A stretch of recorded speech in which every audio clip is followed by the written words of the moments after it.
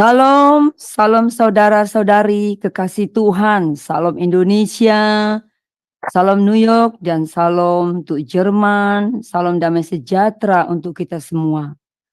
Puji nama Tuhan, kita bersyukur dan berterima kasih pada Tuhan atas anugerahnya kepada kita. Sebelum kita memulai, saya Murni Brandas dari Jerman, yang hari ini dipercayakan untuk memimpin moderator. Saya mengucapkan untuk semua saudara-saudara dimanapun berada kekasih Tuhan, selamat tahun baru. Saya percaya dengan di tahun 2024 ini, di mana kita lebih lagi dekat-dekat dengan Tuhan. Ya bukan? Saya percaya tidak ada yang tidak mau dekat dengan Tuhan. Dekat dengan Tuhan berarti kita mendapat satu perlindungan yang kuat dan stabil yang tidak dapat diberikan dunia kepada kita. Amin. Mari kita membuka renungan pagi kita ini di dalam nama Bapa, Anak, dan Roh Kudus.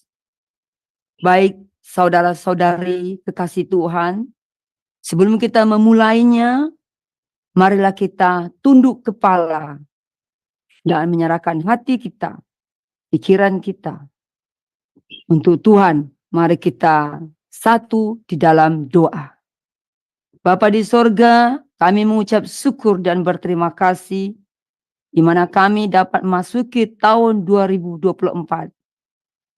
Ini semua karena kasih anugerah-Mu kepada kami Tuhan, di mana Engkau masih memberikan kami terus kesempatan untuk lebih lagi mengenal-Mu Bapa.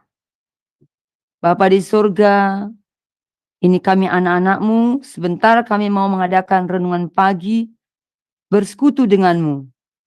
Tolong berkati semua yang bertugas, yang melayani di pagi hari ini Tuhan. Berkati Tuhan Bapak Gembala kami, Bapak Daniel Palungan, yang sebentar lagi menyampaikan isi hati-Mu Tuhan. Roh-Mu yang memimpin Bapak Daniel, Roh-Mu yang bekerja, agar nanti Tuhan tiap firman yang disampaikan menjadi berkat untuk kami dan untuk semua pendengar dimanapun berada. Tutupi kami semua dengan kuasa darah-Mu yang suci. Berkati semua internet kami, agar semua berjalan lancar tanpa ada gangguan. Bapa, ampuni akan segala dosa dan kesalahan kami, dan layakkan kami saat ini bersekutu dengan-Mu. Kasihani kami Bapa, mari Tuhan bersama kami. Terima kasih Bapa. Kami serahkan semua renungan pagi ini dalam tangan kasih-Mu. Segala kuasa jahat yang mencoba mengganggu berjalannya renungan pagi ini, kami satu hati. Kami patahkan semua di dalam nama Tuhan Yesus Kristus. Segala hormat dan kemuliaannya hanya bagi-Mu. Terpujilah nama Tuhan Yesus sekarang dan sampai selama-lamanya. Di dalam nama Tuhan Yesus kami berdoa dan mengucap syukur. Haleluya. Amin. Baik saudara-saudara kekasih Tuhan, mari saya ajak semua untuk memuji dan menyembah Tuhan. Mari kita tanggalkan segala pikiran yang menjadi beban pikiran kita saat ini. Mari kita penuh konsentrasi dengan semangat memuji Tuhan. Sebagai pujian pembukaan kita yang berjudul, yang dibawakan oleh Ibu Murni, saya sendiri. Dan saya juga mohon maaf ya, karena saya tidak bisa live main gitar, karena di Jerman waktu ini sudah tengah malam. Dari itu kita hanya mendengar rekaman video saya. Dipersilakan dengan berjudul Bapa Sorgawi.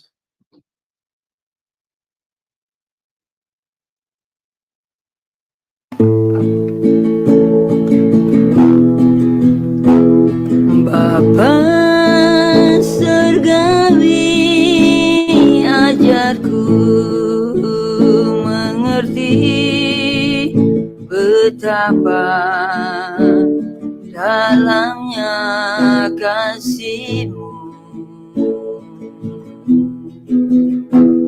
Bapa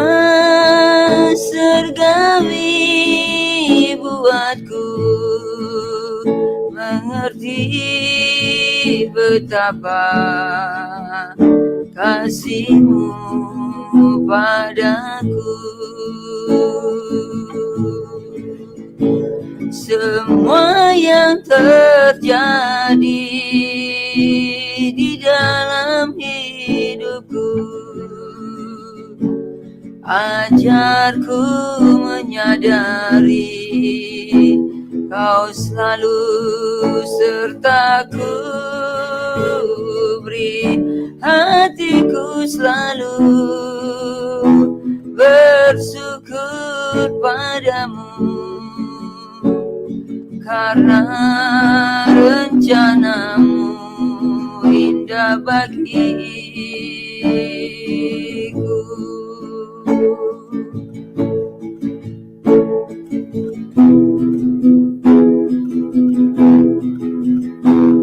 Bapa surgawi, ajarku mengerti betapa dalamnya kasih-Mu. Bapa surgawi, buatku mengerti betapa kasih-Mu padaku. Semua yang terjadi di dalam hidupku, ajarku menyadari Kau selalu sertaku, beri hatiku selalu bersyukur padamu, karena rencana-Mu indah bagiku.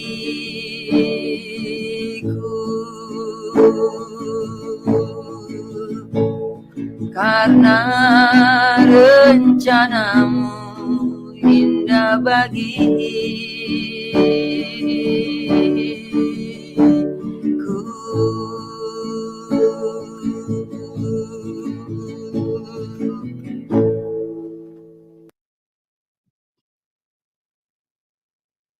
Terima kasih Pak Frans, pujian yang sungguh indah sekali ya. Amin ya, pujian inilah yang kita minta pada Tuhan di dalam tahun 2024 ini.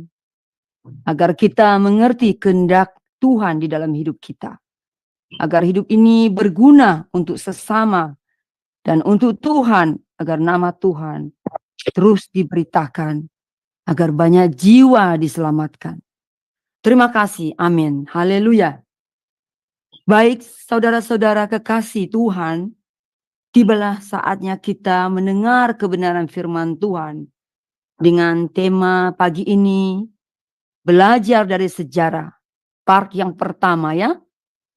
Mari kita menenangkan hati kita, pikiran kita untuk duduk dengan penuh hormat kepada Tuhan ya.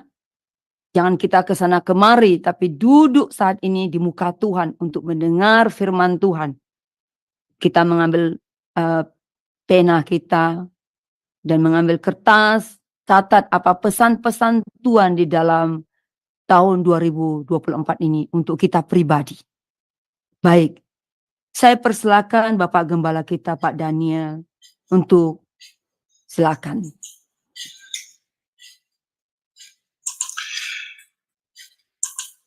Mari Bapak, Ibu, saudara-saudara yang terkasih dalam Tuhan, kita tunduk kepala, kita berdoa. Bapa di surga, Bapa yang kami kasihi di dalam Yesus Kristus, kami berterima kasih. Pagi hari ini Tuhan bangunkan kami dengan tubuh yang sehat segar, dan kami berterima kasih untuk pemeliharaan Tuhan, perlindungan Tuhan sepanjang ketiduran kami, dan kami dihindarkan dari berbagai ancaman mara bahaya. Pagi ini Bapa, kami akan merenungkan firman-Mu. Kami mohon Roh Kudus menerangi hati, pikiran, dan pendengaran kami, supaya firman-Mu dapat kami pahami dan kami jadikan sebagai pedoman di dalam kami melayani dan juga mengiring Engkau. Makasih Bapa, kami berdoa, kami sambut firman-Mu dalam nama Yesus, haleluya, amin. Nah Bapak Ibu yang saya kasih di dalam Tuhan, sudah umum kita ketahui atau sering kita dengar bahwa pengalaman adalah guru yang terbaik. Lama saya setuju dengan itu. Tetapi ketika saya membaca Alkitab, saya membaca ada satu buku guru profesional. Ternyata pengalaman itu bukan guru yang terbaik. Guru yang paling malas itu pengalaman. Kenapa saya katakan guru paling malas? Karena selalu datang terlambat. Orang sudah patah kakinya baru dia sadar bahwa ternyata kalau kebut-kebutan di jalan itu berisiko. Orang sudah dalam penjara baru dia sadar bahwa ternyata kalau pakai narkoba itu musuh masyarakat, musuh polisi, musuh kemanusiaan. Nah, jadi pengalaman itu adalah guru yang paling malas, selalu terlambat masuk kelas. Guru pengalaman adalah guru yang paling mahal. Ya, berapa banyak biaya yang harus dikeluarkan kalau kaki sudah patah? Ada jemaat yang suaminya jatuh dari motor karena menghindari seorang anak kecil. Kemudian masuk rumah sakit. Rumah sakit yang satu ditolak karena tidak ada fasilitas. Masuk ke rumah sakit kedua, ditangani, tetapi dengan biaya yang sangat mahal. Nah, jadi dua hal itu saya bisa katakan bahwa pengalaman guru bukan guru yang terbaik. Guru yang paling malas dan guru yang paling mahal. Nah, karena itu guru yang terbaik itu apa? Guru yang terbaik itu adalah hikmat. Tuh Sulaiman mengatakan itu. Carilah hikmat, carilah pengetahuan. Karena dia akan menerangi semua perjalanan hidup kita dan dia akan memberikan kehidupan kepada kita. Hikmat itu guru yang paling murah, hikmat itu guru yang paling rajin karena sebelum terjadi segala sesuatu, dia sudah memberitahukan kepada kita akibat-akibat dari kejadian itu. Nah, berdasarkan itulah saudara, maka saya mau mencoba menerapkan guru hikmat ini dengan belajar dari kegagalan orang. Ya. Kita tidak sekedar mencontoh yang baik, tetapi kita juga mau belajar dari kegagalan orang lain untuk kita rubah menjadi sesuatu keberhasilan di dalam kehidupan kita. Nah, karena itu maka saya belajar dari Ulangan pasal 8 ayat 1 sampai 20. Karena ini ada beberapa bagian, maka pada pagi ini saya mau bacakan dulu dari ayat 1 sampai 4. Iya. Segenap perintah yang kusampaikan kepadamu pada hari ini, haruslah kamu lakukan dengan setia, supaya kamu hidup dan bertambah banyak, dan kamu memasuki negeri serta menduduki negeri yang dijanjikan Tuhan dengan sumpah kepada nenek moyangmu.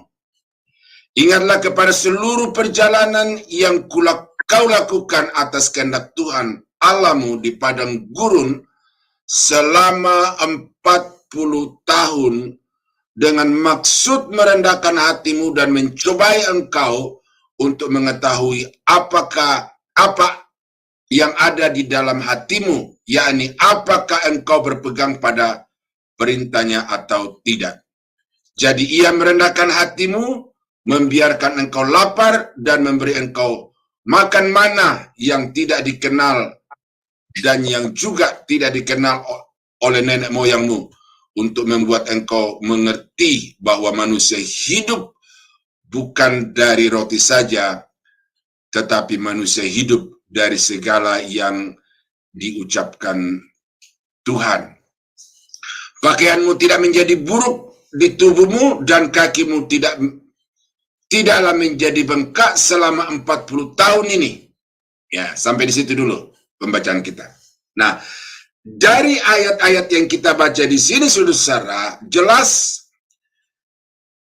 bangsa Israel generasi kedua, yaitu orang-orang yang lahir di padang gurun, ya, bukan generasi yang keluar dari tanah Mesir, tetapi generasi yang lahir dari bangsa Israel di padang gurun, dikumpulkan oleh Musa, kemudian memberikan kepada mereka satu pesan-pesan yang sangat penting berkaitan dengan tujuan Tuhan membawa mereka masuk tanah perjanjian, atau berkaitan dengan tujuan perjalanan mereka memasuki tanah yang dijanjikan Tuhan itu kepada mereka. Nah, generasi ini diingatkan oleh Musa untuk mengingat atau mengenang kembali sejarah perjalanan hidup mereka selama 40 tahun di padang belantara itu. Jadi bangsa Israel diperintahkan oleh Musa untuk menjejaki kembali, ya, melakukan napak tilas di dalam pikiran mereka jalur-jalur atau rute perjalanan yang mereka telah tempuh selama 40 tahun itu. Nah, saya baca di Google atau YouTube, saudara, bahwa sebenarnya jarak antara Mesir dan Israel itu 613 km. Itu kalau ditarik garis lurus, ya, dari Mesir sampai ke Israel. Nah, 613 itu saya coba bandingkan jarak Jakarta-Surabaya itu kurang lebih 800 km. Ya, saya berapa kali di udara, pramugari berkata bahwa perjalanan Jakarta-Surabaya kita akan tempuh dalam 1 jam 10 menit dengan jarak kurang lebih 800 km. Jadi Mesir, Israel sama kurang lebih dengan Jakarta-Surabaya. Tetapi kenapa bangsa Israel harus berjalan selama 40 tahun? Yang jarak hanya sekitar 613 km itu. Saya coba bulatkan tadi, saudara, saya melakukan satu perhitungan. Kalau dalam satu hari bangsa Israel itu berjalan 12 jam, dan 12 jam mereka beristirahat, maka bangsa Israel itu bisa menempuh perjalanan sekitar 48 km satu hari. Itu patokannya saya ambil dari om saya, berkata dulu bahwa manusia itu bisa berjalan, atau dia itu bisa berjalan 4 km per jam, ya, jalan di kampung. Nah, kalau 1 jam untuk 4 km, lalu 12 jam dalam satu hari mereka berjalan 48 km, maka 650 bagi 48 itu ada sekitar 162 hari. Nah, ini perhitungan saya bagaimana? 162 jam. Dibagi 12 menjadi 13, atau dibulatkan menjadi 14 hari saja perjalanan bangsa Israel itu Mesir menuju ke tanah Kanaan. Nah, bagaimana kita bisa membuktikan itu? Waktu Yusuf menyuruh saudara-saudaranya dari Mesir ke Kanaan balik lagi ke Mesir itu, mereka melakukannya berkali-kali, ya. Jadi tidak terlalu jauh jarak antar Mesir dengan Israel itu. Tidak harus ditempuh selama 40 tahun, ya. Cukup 14 hari, ya, 12 jam berjalan dan 12 jam istirahat dalam satu hari. Nah, tetapi ternyata bahwa dari perjalanan beridar-idar, berputar-putar di padang belantara itu ada maksud Tuhan. Salah satunya adalah bentuk penghukuman Tuhan kepada bangsa Israel yang keras kepala, ya, yang tidak mau diajak untuk berpikir ke depan, memandang ke depan. Ada teman saya yang memposting berkata begini, pikirkanlah masa depan, rencanakanlah masa depan, tetapi jangan khawatir masa depan. Nah, jadi bangsa Israel ini sebenarnya Tuhan mau membawa kepada satu masa depan yang lebih baik, yang lebih bermartabat. Tetapi generasi yang keluar dari Mesir itu pikirannya Mesir. Mesir ada daging, Mesir ada makanan yang enak-enak, Mesir ada buah-buahan, Mesir ada sayur-sayuran. Karena itu ketika sedikit kelaparan di padang gurun saja, bangsa Israel itu memberontak kepada Musa dan meminta untuk dipulangkan ke tanah Mesir. Jadi Tuhan menghukum Israel itu oleh karena mereka tidak bisa mengikuti jalan pikiran dan tujuan Tuhan di dalam hidup mereka. Nah, lalu yang kedua, apa yang menjadi maksud Tuhan untuk membuat bangsa Israel itu berputar-putar di padang belantara selama 40 tahun itu? Dari Ulangan pasal 8 ayat 1 sampai 20 ini saya menemukan ada setidaknya 14 tujuan Tuhan untuk dicapai selama mereka ada di padang gurun itu. Dan pada malam ini, pagi ini saya mau sampaikan part yang pertama. Yang pertama adalah Tuhan merendahkan hati bangsa Israel. Ya, saya bacakan ayat yang ke-2. Ya. Ingatlah kepada seluruh perjalanan yang kau lakukan atas kehendak Tuhan Allahmu di padang gurun selama 40 tahun ini dengan maksud merendahkan hatimu. Jadi ternyata bangsa Israel itu hatinya adalah hati yang sombong, hati yang menganggap diri sanggup melakukan sesuatu dengan kekuatan dirinya sendiri. Karena itu tidak perlu Tuhan, tidak perlu tunduk kepada Tuhan. Nah, jadi kita melihat di dalam sejarah perjalanan bangsa Israel Mesir ke tanah Kanaan itu penuh dengan perlawanan, penuh dengan pemberontakan. Tidak mengakui kedaulatan Tuhan, tidak mau mengikuti rencana Tuhan. Nah, itu sebabnya maka Tuhan membuat mereka berputar-putar 40 tahun itu dengan tujuan supaya bangsa Israel itu mau merendahkan diri, merendahkan hati di hadapan Tuhan. Nah, saudara-saudara yang kekasih dalam Tuhan, kadang-kadang ini luput dari pengamatan kita ketika kita sedang masuk di dalam satu situasi yang mungkin kurang lebih sama dengan keadaan padang gurun, padang pasir itu. Tuhan kadang-kadang membawa kita ke dalam satu keadaan yang membuat kita tidak bisa menerima kenyataan itu. Ya.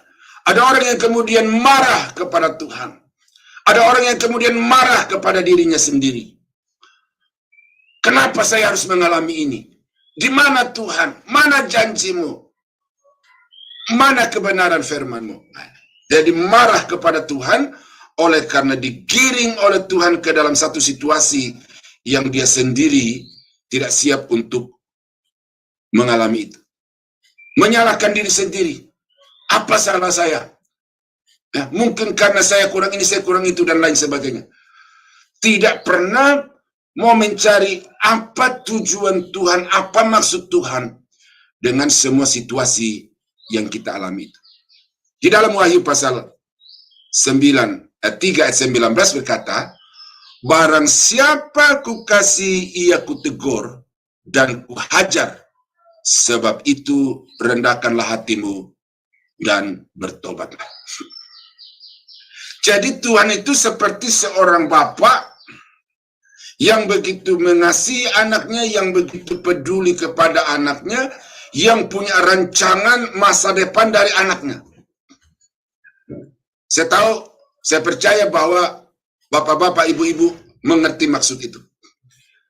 Karena tidak ada seorang orang tua pun yang mau membiarkan anaknya itu berjalan yang orang berkata mengalir bagaikan air.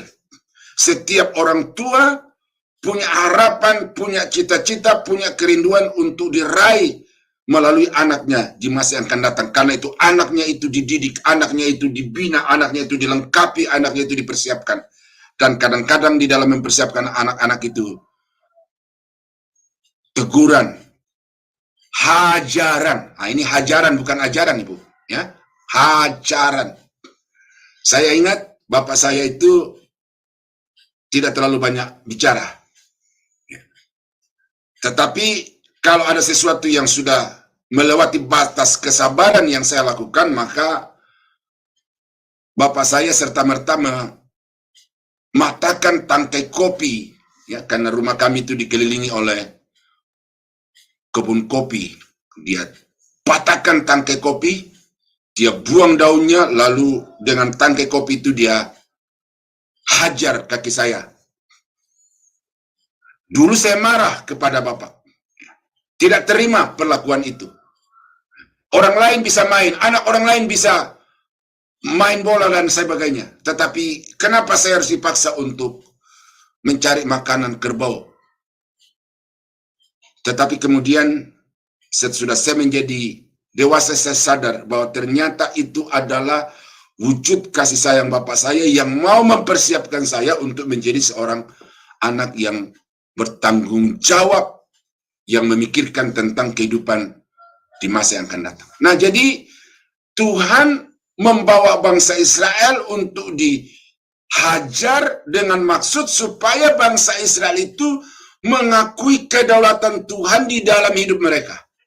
Nah, ini saudara. Jadi kalau saudara mengalami masalah, mengalami persoalan, itu Tuhan sedang memproses saudara supaya saudara itu menaklukkan diri sehabis-habisnya di hadapan Tuhan. Ini tujuan yang mau dicapai Tuhan, sehingga bangsa Israel itu dibawa berputar-putar selama 40 tahun di padang gurun itu. Ya, saya baca beberapa peta, saudara-saudara, ya, itu seharusnya bangsa Israel itu tidak perlu jalan-jalan ke tanah Arab itu, ya. Tetapi karena kedegilan hati itulah maka dibawa oleh Tuhan untuk melintasi padang gurun Arab itu selama 40 tahun. Nah, itu yang pertama.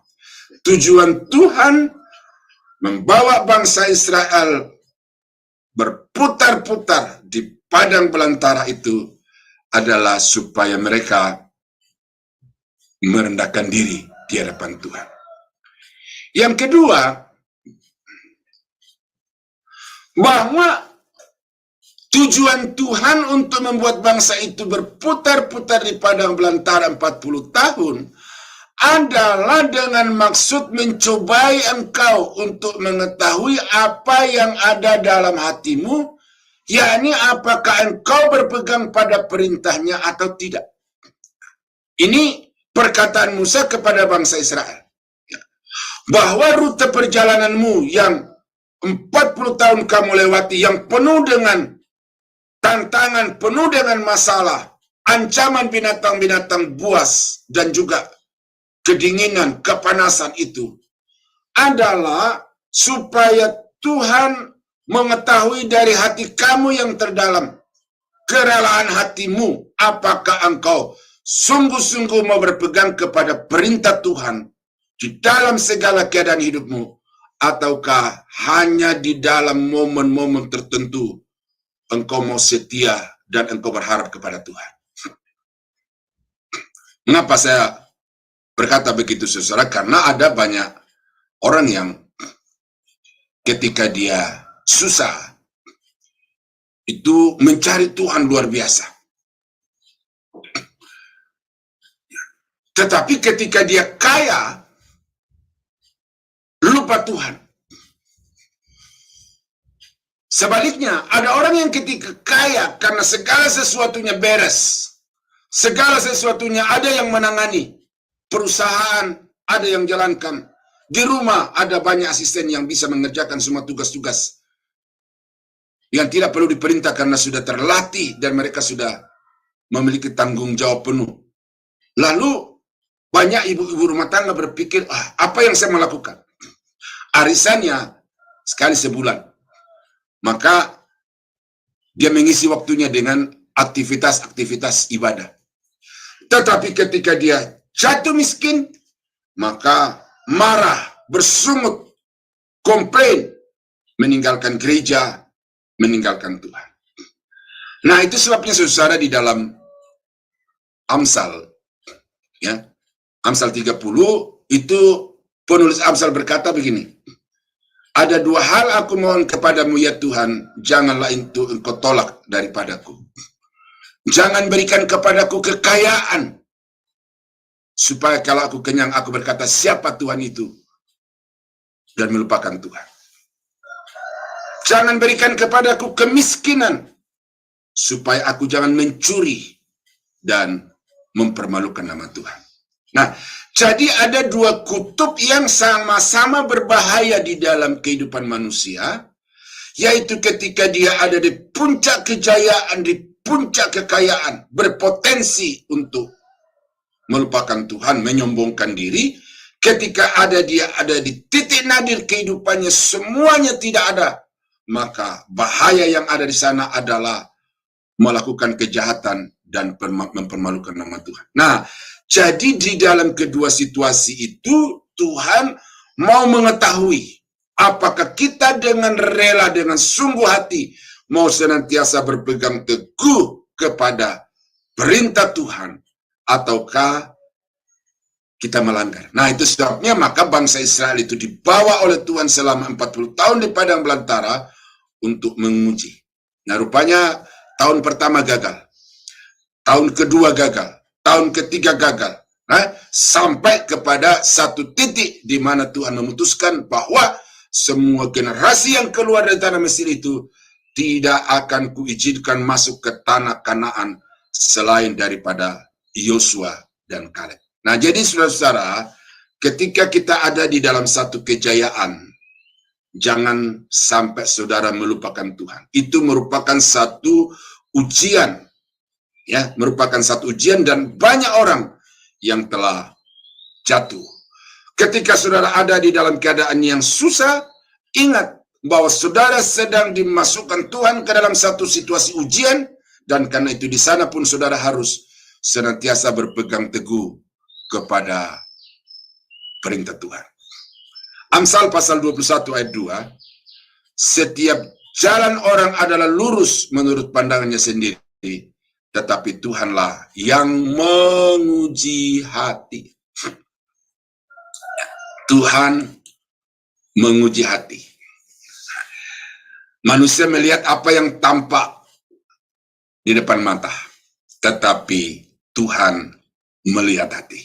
Ya, jadi karena itu saudara harus melakukan segala sesuatu dengan jujur, dengan tulus, karena Tuhan tahu apa yang ada di dalam hatimu dan bukan apa yang di depan mata manusia. Yesaya pasal 48 ayat yang ke-10, sesungguhnya aku telah memurnikan engkau, namun bukan seperti perak, tetapi aku telah menguji engkau dalam dapur kesengsaraan. Tuh. Jadi Tuhan membawa kita ke dalam satu situasi yang digambarkan di sini seperti dapur kesengsaraan, adalah dengan maksud supaya kita menjadi orang yang murni, orang yang tulus, orang yang dengan teguh berpegang kepada perintah dan ketetapan Tuhan, sekalipun kita ada di dalam situasi yang sama sekali tidak mencerminkan adanya Tuhan, adanya kuasa Tuhan, karena yang ada adalah kesengsaraan, yang ada adalah masalah dan persoalan. Ada acara televisi yang sangat berkesan di hati saya, seorang anak yang sukses di dalam bisnis asuransi. Ketika adiknya yang terakhir itu lahir kembar, itu dia masih sekolah.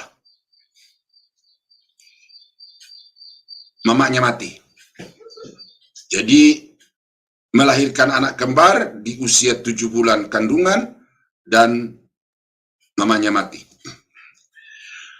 karena shock bapaknya, ya, belahan jiwanya orang yang sangat dia kasih itu meninggal, maka terganggu ingatannya. Lalu dia pergi kabur dari rumah, pergilah ke pinggir-pinggir jalan karena hilang ingatan. Lalu anak remaja ini, ya, harus menjadi orang tua bagi adik-adiknya. Dia sendiri, dia berkata bahwa hampir tiap hari ada rencana di dalam dirinya untuk mau mengakhiri hidup dengan cara bunuh diri. Ini saudara nonton itu di acara Kick Andy. Jadi saudara, ibunya meninggal ketika dia masih remaja, belum siap untuk mengambil peran sebagai seorang ibu.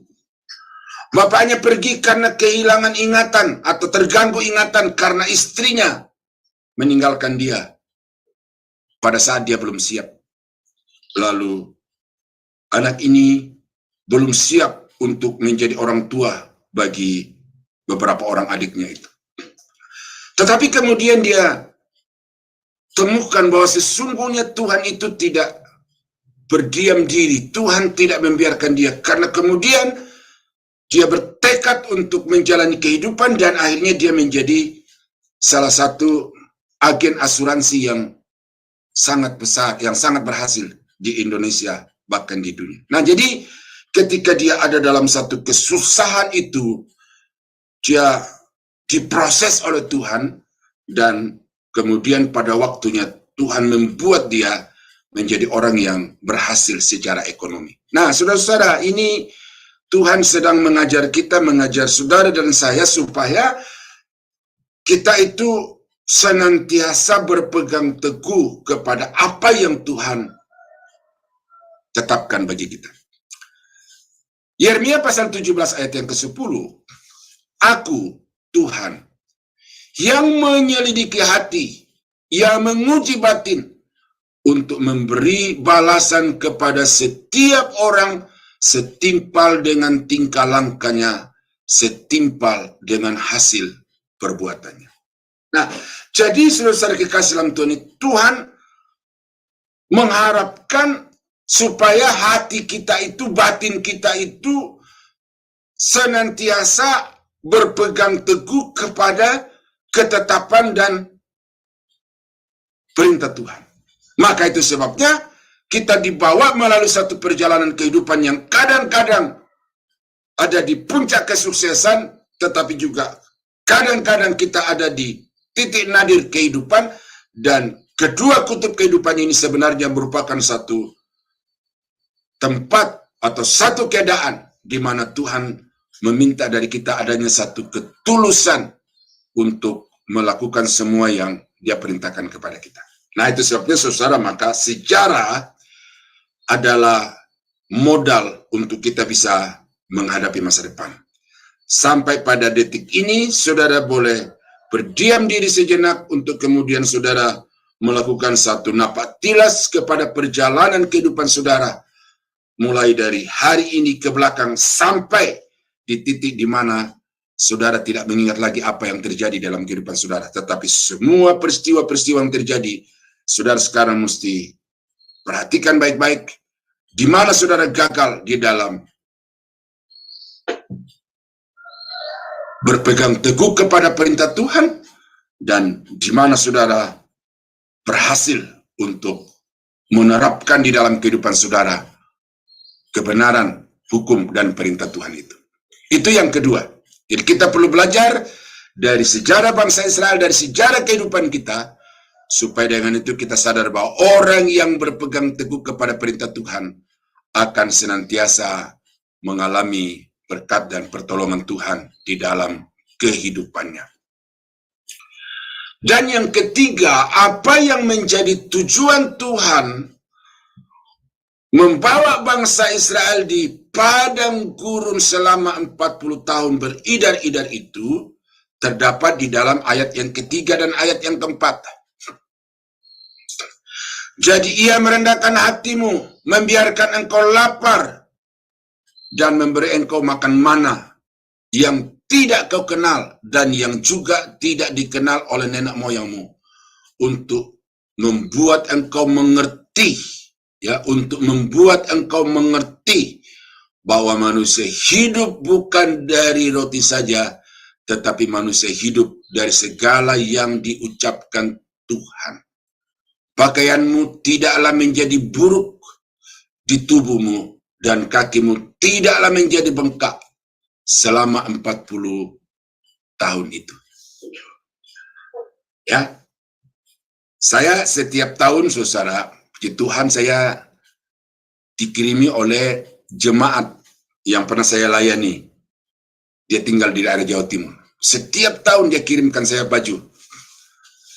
Ya, bisa 3, bisa setengah lusin sekaligus saya kirim. Tetapi sampai tahun berikutnya atau sampai datangnya kiriman yang baru itu, ternyata yang lama ini sudah usang, sudah lusuh, layak dipakai di rumah untuk bekerja, menyapu, membersihkan rumah, cuci motor, dan lain sebagainya. Tetapi tidak layak lagi untuk dipakai di depan jemaat melayani Tuhan. Jadi 1 tahun, saudara. Nah, bagaimana 40 tahun? Tuh. Pakaianmu tidak menjadi buruk. Saya diberikan jemaat sendal sepatu. Ya. Karena senangnya saya pakai setiap kali keluar. Tidak sampai setahun jebol, saudara. Ya. Tetapi bangsa Israel selama dalam perjalanan 40 tahun itu tidak ada toko untuk jual sepatu, untuk ganti sepatu baru, buang yang lama. Tidak ada supermarket untuk beli minum, beli makanan. Semuanya yang ada adalah hamparan padang pasir, gunung karang. Saya belum pernah melewati rute ini, saudara, tetapi saya tahu karena saya lulik di YouTube. Yang ada adalah padang gurun. Ya. Saya di Toraja, saudara, saya ini di atas kuburan nenek saya, karena berupa rumah, saya naik di atasnya. Saya pandang sekeliling tanah Toraja itu indah, hijau, biru. Tetapi saya coba memposisikan diri orang yang berdiri di atas puncak Gunung Sinai. Dia melihat ke timur, padang gurun. Dia melihat ke selatan, padang gurun. Melihat ke barat, utara, semuanya padang gurun. Kering kerontang. Dari mana bangsa Israel mendapatkan makanan? Ya. Disinilah Tuhan membawa mereka melintasi padang gurun 40 tahun, adalah dengan maksud bahwa sesungguhnya Tuhan yang membawa mereka keluar dari tanah Mesir berjanji akan membawa mereka ke tanah Kanaan, tanah yang berlimpah susu dan madu itu. Adalah Tuhan yang sanggup untuk memelihara, Tuhan yang sanggup untuk mencukupkan segala kebutuhan pagi, sore, siang, malam, semuanya distok oleh Tuhan bagi mereka. Jadi, apa tujuan Tuhan membawa bangsa Israel padang gurun selama 40 tahun itu adalah untuk mereka tahu bahwa sesungguhnya Tuhan adalah pemelihara.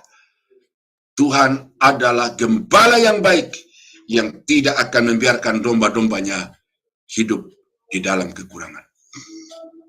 Saudara-saudara yang kekasih dalam Tuhan, coba saudara berdiri di posisi saudara sekarang ini, kemudian lihat perjalanan hidup saudara sampai tahun saudara umur sekarang ini berapa. Saudara bisa melihat di situ bahwa sesungguhnya tangan Tuhan terulur, pertolongan Tuhan selalu tepat waktu, dan karena itu ketika kita ada di dalam satu keadaan yang sulit, ternyata Tuhan memberi kecukupan. Ada jemaat yang kadang-kadang dia khawatir dalam hidupnya.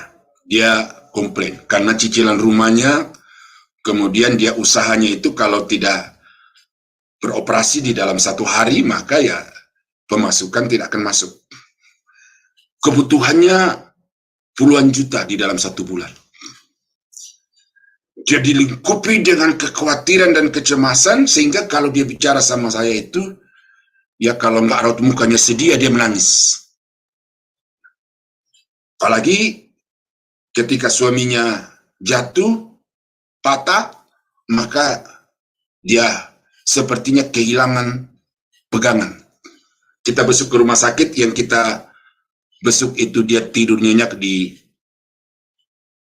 tempat tidur, tetapi dia sendiri duduk di atas kursi roda oleh karena dia begitu terpukul dengan keadaan ini.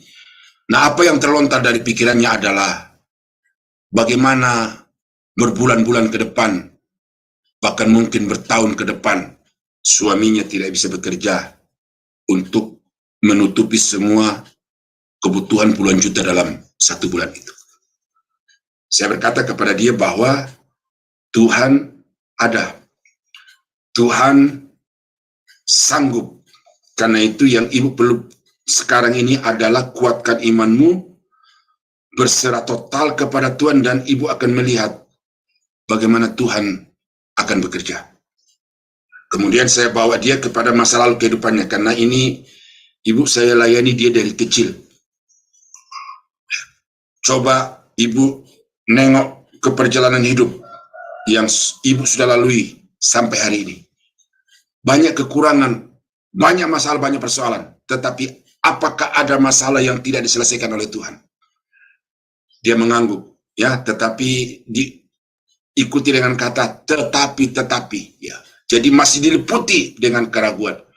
Namun saya tetap meyakinkan, dan saya juga meyakinkan kepada Bapak Ibu hari ini, bahwa Tuhan yang kita sembah, Tuhan yang kita iring, Tuhan yang kita layani adalah Tuhan yang sanggup untuk memelihara kehidupan kita, dan karena itu jangan sedikit pun ragu terhadap Dia. Ya, Yesaya pasal 41, 8-10. Tetapi engkau, hai Israel, hambaku, hai Yakub, yang telah kupilih, keturunan Abraham yang kukasihi. Engkau yang telah kuambil dari ujung-ujung bumi, dan yang telah kupanggil dari penjuru-penjurunya. Aku berkata kepadamu, engkau hambaku, aku telah memilih engkau dan tidak menolak engkau. Janganlah takut, sebab aku menyertai engkau. Janganlah bimbang, sebab aku ini Allahmu. Aku akan meneguhkan, bahkan akan menolong engkau. Aku akan memegang engkau dengan tangan kananku yang membawa kemenangan. Nah, ini janji Tuhan kepada bangsa Israel. Ya, jangan takut, sebab tangan kananku memegang engkau yang senantiasa membawa kemenangan. Ada satu ayat yang saya lupa kutip, tapi dia berkata, matahari tidak akan menyakiti engkau, sinar bulan tidak akan menyakiti engkau. Timbul pertanyaan di dalam hati saya, kalau matahari jelas, kita diterpa matahari, kita akan hitam, bahkan kita akan gosong, terkelupas kulit kita. Itu saya sudah alami langsung itu dengan orang tua saya yang bekerja di kebun. Kulit mereka terkelupas oleh karena diterpa matahari selama mereka bekerja menggarap ladang, menggarap sawah.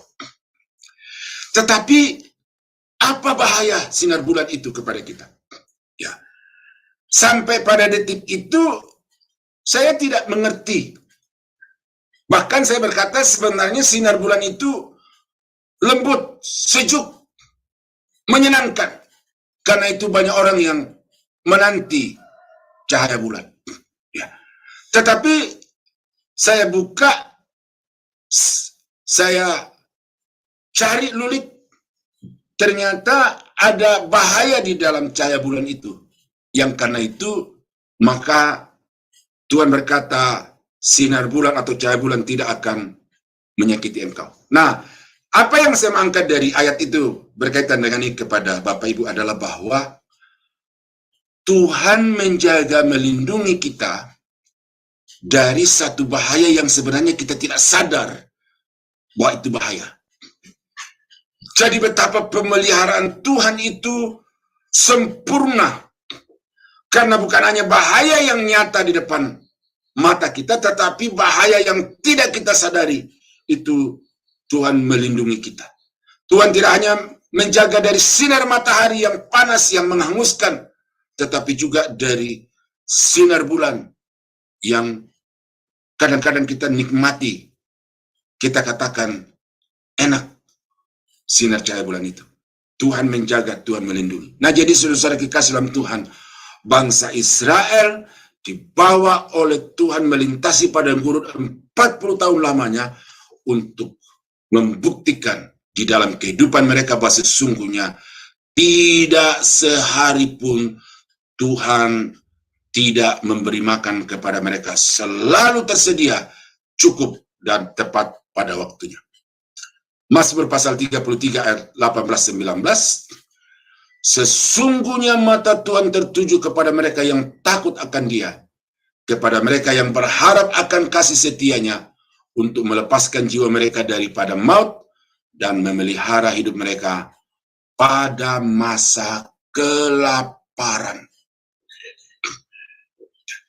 Pada masa kelaparan. Ya, ini kata mata Tuhan tertuju di sini. Ini saya temukan di dalam Alkitab bahwa ini adalah perhatian Tuhan, kepedulian Tuhan. Jadi mata Tuhan memandang, mata Tuhan mengamati, mata Tuhan memperhatikan apapun yang terjadi di dalam diri orang yang takut akan Dia, itu diketahui Tuhan, dan Tuhan memberi makan pada waktu kelaparan. Nah, jadi saudara kekasih dalam Tuhan, ini pelajaran yang sangat berharga dari bangsa Israel selama 40 tahun di padang gurun. Ya, ini sesuatu yang bagi mereka itu negatif, tetapi sesungguhnya dengan kita melakukan satu analisa, kemudian kita dengan hikmat Tuhan, apa yang negatif itu kemudian kita rubah menjadi positif. Itulah hasil pengajaran dari Sang Guru Hikmat. Dan karena itu, saudara-saudara kekasih dalam Tuhan, ingatlah bahwa tahun 2024, 25 dan seterusnya ke depan itu bagi kita tetap merupakan satu misteri, tetapi berdasarkan apa yang terjadi di tahun 2023, tahun 2022, khusus di tahun 2019 sampai tahun 2022, bagaimana Tuhan menjaga, Tuhan melindungi kita, sehingga kita terbebas dari corona, dan kita ada sampai hari ini.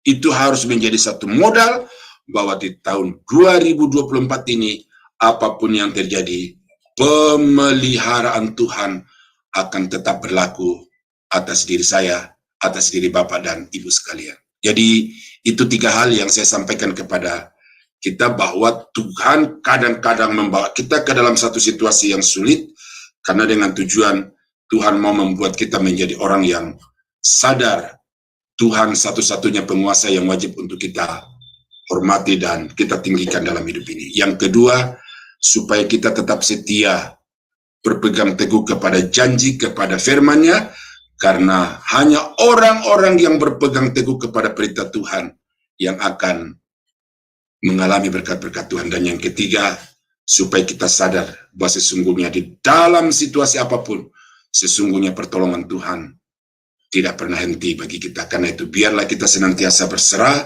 senantiasa berharap, dan mempertaruhkan segenap aktivitas, rencana-rencana yang kita lakukan di hadapan Tuhan. Kiranya Tuhan memberkati. Mari kita tunduk kepala, kita berdoa. Bapa di surga, terima kasih untuk firman-Mu pada pagi ini. Kami diajar melalui bangsa Israel bahwa sesungguhnya di dalam perjalanan hidup kami yang penuh dengan rintangan, ada rencana-rencana Tuhan yang indah. Itu sebabnya Bapa, kami berdoa supaya Tuhan terus mencerahkan pikiran kami, dan Tuhan terus menerangi segenap kehidupan kami, untuk kami sadar bahwa di dalam segala perkara ada rencana Tuhan yang indah. Dan itu sebabnya kami tidak akan bersungut, kami tidak akan mengeluh, apalagi marah kepada Tuhan, tetapi kami akan terus bersyukur dan terus berserah kepada-Mu.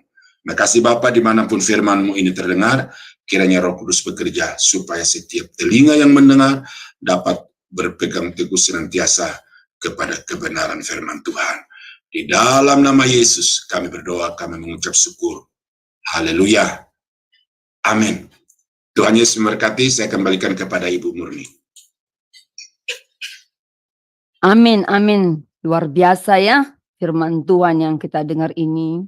Puji nama Tuhan. Terima kasih Pak Pendeta Daniel. Firman Tuhan yang sangat memberkati kita semua. Pemeliharaan Tuhan itu memang sempurna ya. Di dalam bahaya kita dilepaskan. Pemeliharaan Tuhan di dalam kebutuhan hidup kita. Kita percaya bahwa hidup kita terjamin di dalam Tuhan. Sungguh sangat jelas pemaparan firman Tuhan ini. Jika nanti saudara-saudara kekasih Tuhan, saya minta pelan-pelan lagi mengulangi ya video ini, firman ini yang bisa dibuka di dalam YouTube Sema Adonai ya. Baik saudara-saudara kekasih Tuhan, saya kembali mengajak kita untuk meresponi firman Tuhan ini. Mari kita bernyanyi memuji Tuhan yang dibawakan oleh saya sendiri yang berjudul Ku Bersyukur Bapa. Dipersilakan.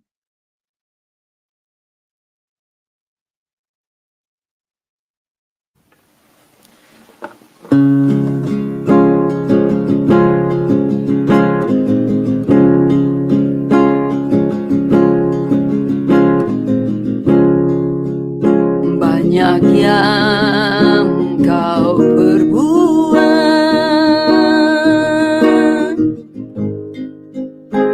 di dalam hidupku,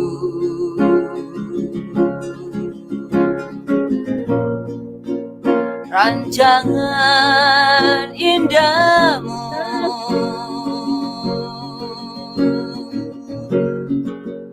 terjadi di hidupku.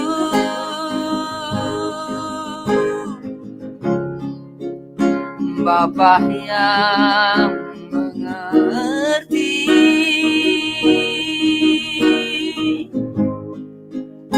segala yang ku perlu,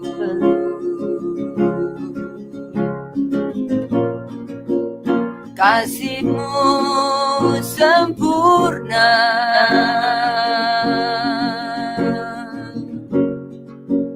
nyata dalam hidupku.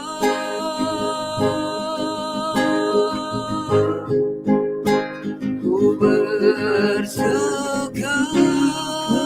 Bapa. Terima kasih Tuhan. Ku bersyukur Tuhan buat kasih setia-Mu di dalam hidupku. Ku bersyukur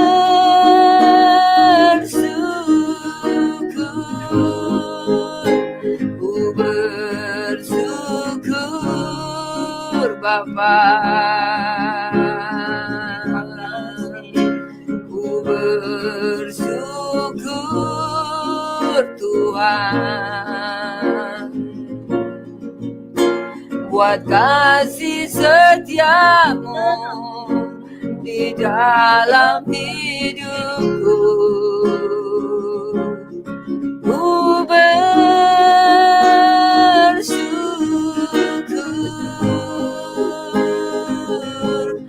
Tuhan.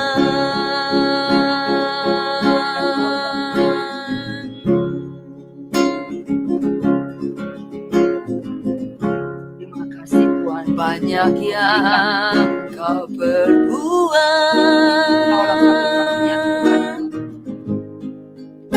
di dalam hidupku,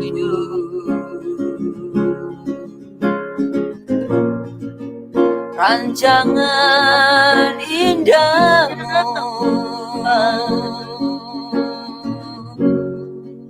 terjadi di hidupku.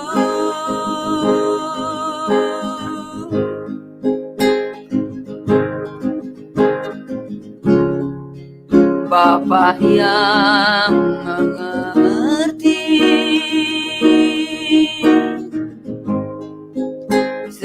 Dialah yang ku perlu. Kasih-Mu sempurna, nyata dalam hidupku. Ku bersyukur Bapa, ku bersyukur Tuhan, buat kasih setia-Mu di dalam hidupku. Ku bersyukur,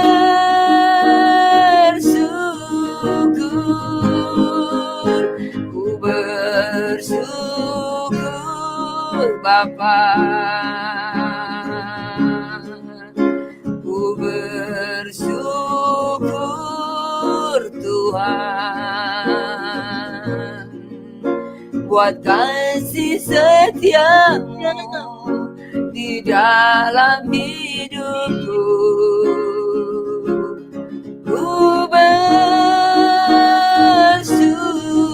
Tuhan, ku bersyukur Tuhan.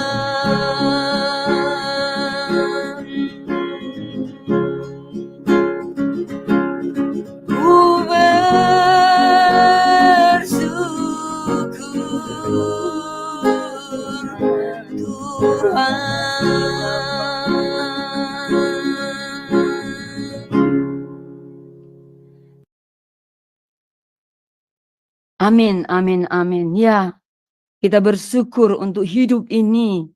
Kita bersyukur keadaan kita saat ini. Apapun saat ini kita bersyukur semua.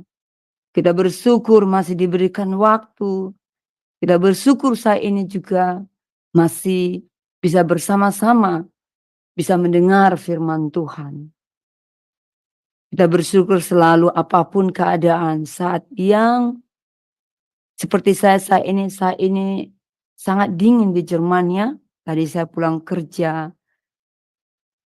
Sangat saya lihat di jalan-jalan semua membeku semua air. Tapi di perjalanan saya pulang ke rumah saya bersyukur karena saya bisa menikmati ciptaan Tuhan. Karena bisa melihat es kemana-mana ya. Saya bersyukur pulang ke rumah mendapat kehangatan dari keluarga dan juga pemanas di sini. Kalau Ibu Heni saya ini juga bersyukur walaupun dingin. Saya percaya dia bersyukur juga dengan Tuhan, dengan keadaan yang dingin. Tentu saudara-saudara kekasih Tuhan juga dimanapun berada pasti bersyukur dengan Tuhan. Amin. Mari kita menundukkan kepala untuk berdoa. Bapa di surga, kembali kami mengucap syukur dan berterima kasih untuk kebenaran firman yang baru saja kami dengar Tuhan. Di mana kami banyak sudah mendengar kebenaran firman-Mu. Tuhan, tolong kami untuk meresponi kebenaran firman-Mu ini dengan sungguh-sungguh dan merenungkan firman-Mu ini siang dan malam. Tuhan, tolong kami, mampukan kami untuk menjalankan firman-Mu ini di dalam kehidupan kami, dalam menempuh hari-hari kami. Biarlah semua menyenangkan hati-Mu, tiap apapun yang kami lakukan, baik di dalam keluarga kami, baik di dalam persekutuan kami, baik di dalam pekerjaan kami, dimanapun kami berada Tuhan. Biarlah kami selalu mengingat firman-Mu ini yang baru saja kami dengar Tuhan. Tuhan tolong berikan kami ketaatan dan hikmat dan juga beri kami kerendahan hati Tuhan untuk mau terus diubah dengan firman Tuhan yang baru saja kami dengar. Bapa di sorga, Kami berdoa berterima kasih untuk Bapak Gembala kami, Bapak Daniel Palungan, yang Tuhan sudah kirimkan di tengah-tengah kami. Kiranya hamba-Mu ini terus Engkau berkati dan urapi Tuhan hidupnya. Kami juga mengucap syukur dan berterima kasih karena keadaan kesehatan mata Pak Daniel sudah mulai membaik. Tuhan, kami terus berdoa memohon belas kasihan-Mu Tuhan, agar Bapak Daniel mendapat kesembuhan total dari-Mu saja Bapak. Berkati semua proses pengobatan atau yang menangani Bapak Daniel. Berkati juga seluruh keluarga Bapak Daniel, istri, anak-anaknya, dan cucu-cucunya. Kami serahkan keluarga Bapak Daniel di dalam tangan kasih-Mu. Kami juga berdoa untuk tim Sema Adonai, berkati Tuhan. Tuhan berkati semua tim, terus pakai jadi perpanjang tangan-Mu Tuhan. Berikan kami satu hati untuk tidak berpaling ke belakang Tuhan, untuk maju terus ke depan.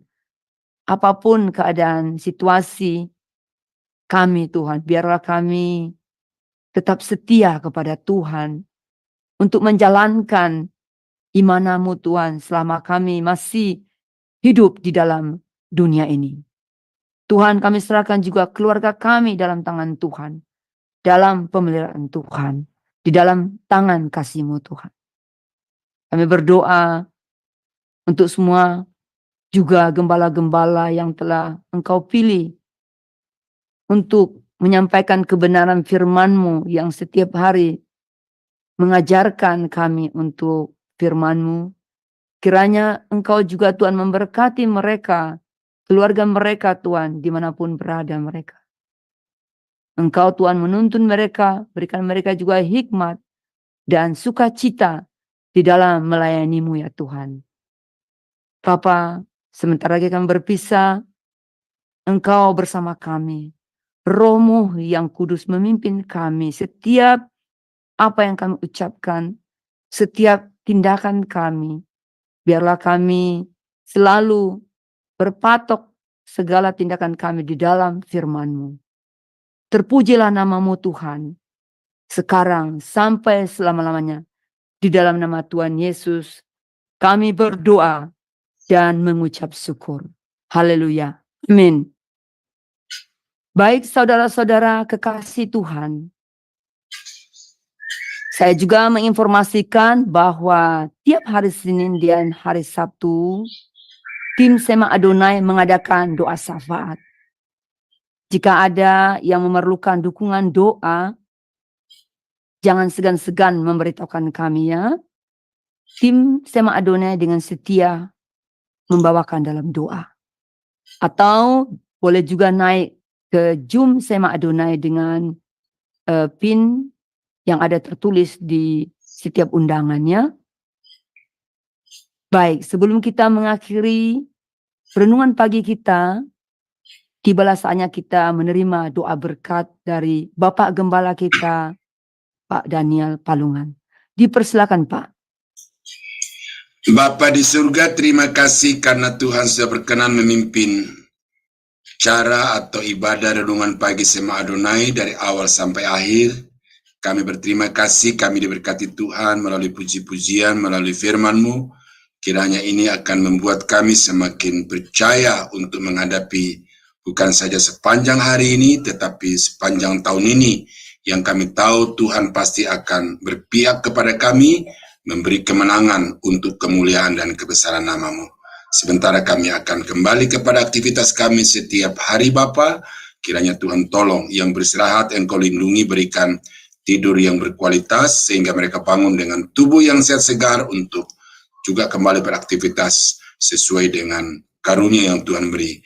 Kami di Indonesia yang akan melakukan tugas pekerjaan kami sepanjang hari ini, tangan Tuhan yang kuat akan menyertai kami juga, supaya kami berhasil dalam semua yang kami kerjakan. Dan dengan itu, nama-Mu akan selalu kami tinggikan di dalam hidup ini. Terpuji nama-Mu Bapa. Dalam nama Yesus kami akhiri renungan pagi Sema Adonai hari ini. Sidang jemaat yang dikasihi Tuhan, Kiranya anugerah dari Allah Bapa di dalam surga, damai sejahtera dari Tuhan kita Yesus Kristus, serta persekutuan kuat kuasa Roh Kudus, kiranya menyertai kita sekalian, dari sekarang sampai selama-lamanya. Dalam nama Yesus, kami akhiri renungan pagi Sema Adonai hari ini. Haleluya. Amin. Selamat pagi. Amin, amin, amin. Selamat pagi. Saudara-saudara kekasih Tuhan, dengan berakhirnya lah doa berkat ini, doa blessing ini, maka berakhir pula lah juga renungan pagi kita. Selamat beraktivitas untuk Indonesia, selamat malam untuk New York, selamat beristirahat untuk Jermania. Kita berpisah sebentar, besok kita akan berjumpa kembali di dalam renungan pagi kita. Tuhan Yesus memberkati dimanapun saudara-saudara kekasih Tuhan berada. Salam.